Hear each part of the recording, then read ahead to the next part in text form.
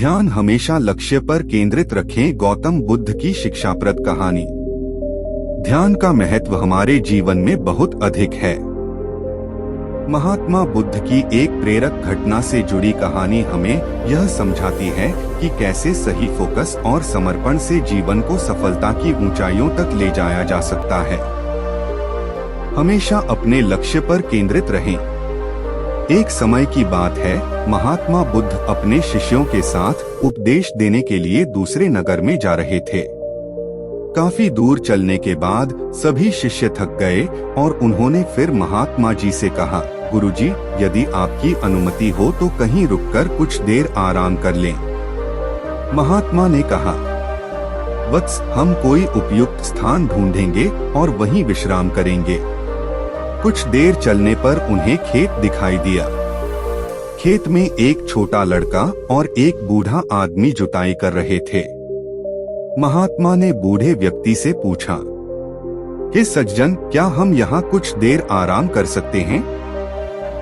उस बूढ़े ने महात्मा को पहचान लिया और हाथ जोड़कर उनका अभिवादन किया और कहा, अरे महात्मा जी, यह हमारा सौभाग्य है कि आप हमारे खेत पर आए। आप वहीं उस पेड़ के नीचे आराम कीजिए, मैं जलपान करने की व्यवस्था करता हूँ।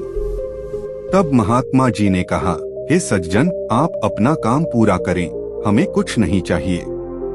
फिर भी बूढ़ा नहीं माना और कुछ फल तोड़कर पानी देकर बूढ़ा अपने काम में लग गया। फिर सभी शिष्यों और महात्मा जी ने फल और पानी लिया और सभी वहीं आराम करने लगे। फिर बूढ़ा आदमी अपना काम करता रहा। फिर बूढ़े का पोता काम करते करते थक गया और मन ही मन सोचने लगा कि अभी तो आधा खेत ही जोता है, आधा खेत अभी बाकी है। अब मैं थोड़ा आराम करूंगा और फिर आधा खेत जोतूंगा। ऐसा सोचकर वह एक पेड़ के नीचे जाकर आराम करने लगा। पेड़ की ठंडी हवा से बूढ़े आदमी के पोते की आंखों में आराम मिला और वह सो गया, लेकिन बूढ़ा आदमी काम करता रहा। फिर जब तक बूढ़े का पोता सोकर उठा, तब तक बूढ़ा पूरा खेत जोत चुका था। वह दृश्य महात्मा जी और उनके शिष्यों ने देखा।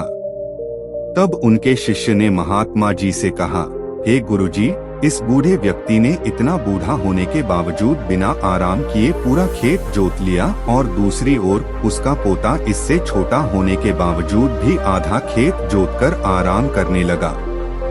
ऐसा उत्साह प्रशंसनीय है। ऐसा उत्साह उस बुजुर्ग में दिखाई दे रहा है। और उसका पोता थकान से विश्राम करने चला गया। हे वत्स, आप ठीक कह रहे हो, लेकिन ऐसा इसलिए हुआ क्योंकि वह बूढ़ा व्यक्ति केवल खेत जोतने पर ध्यान दे रहा था, शरीर की थकान पर नहीं। महात्मा ने कहा, लड़के का ध्यान खेत जोतने पर नहीं था, बल्कि अपनी थकान पर था। यह हमें सिखाता है कि अपना ध्यान हमेशा लक्ष्य पर रखें, कहीं और नहीं।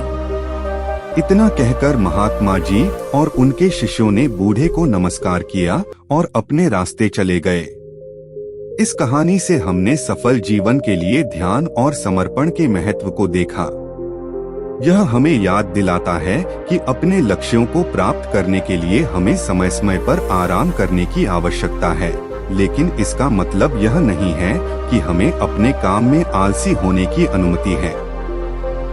सही फोकस और समर्पण के साथ हम सभी चुनौतियों का सामना कर सकते हैं और अपने लक्ष्यों को प्राप्त करने में सफल हो सकते हैं।